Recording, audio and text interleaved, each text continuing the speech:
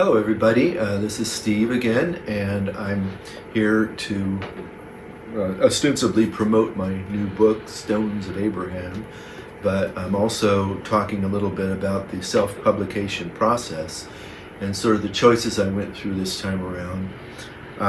In my first little video I talked about Amazon versus Barnes & Noble, and those are the two platforms that I published on. There are several out there.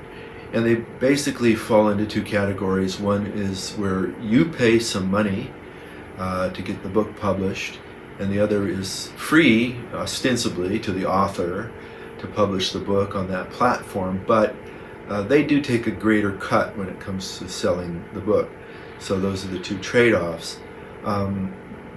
The pay-to-play services tend to be, they're not publishers themselves. In other words, something like Amazon or Barnes & Noble, you can go to those websites and buy the book. And that's what appealed to me, and that's why I did it this time.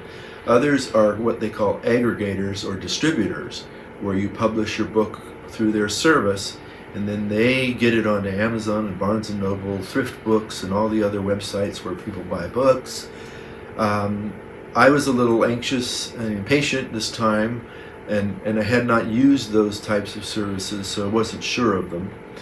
And I decided just to go for the sort of the low-hanging fruit, something that I was used to, because I'd published on Amazon before. I mentioned, I believe, that I initially went with Barnes & Noble, but I had a lot of requests from people.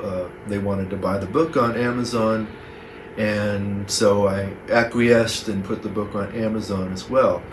And came to find out that they're big for a reason, and they get get the books out fast.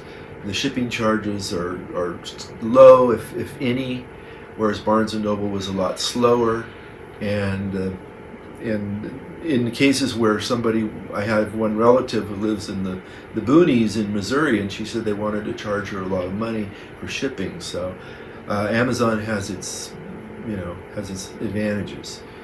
Anyway, it is on Barnes & Noble, it is on Amazon, and so far I've been happier with the Amazon service than with Barnes & Noble. I'm sorry to say that, because I really like Barnes & Noble, and I do like the look of the product from Barnes & Noble better than the one on Amazon. Here's a couple of shots of this is the cover here, and you can see how the cover for the Barnes & Noble book is a little more subdued, which is what I wanted, and the one for Amazon, they tend to oversaturate the colors and it gets a little pixelated.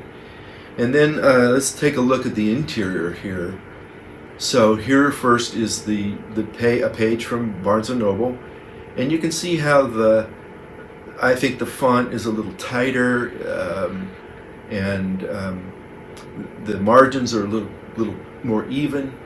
And over here on Amazon, it's the same manuscript I uploaded to both.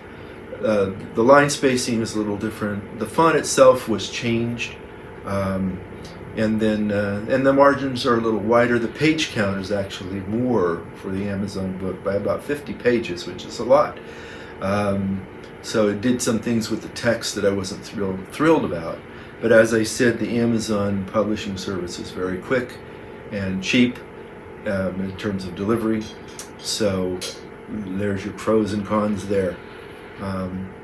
And next time I will talk about sort of my thoughts going forward, maybe some recommendations, and some resources that you can look at yourself.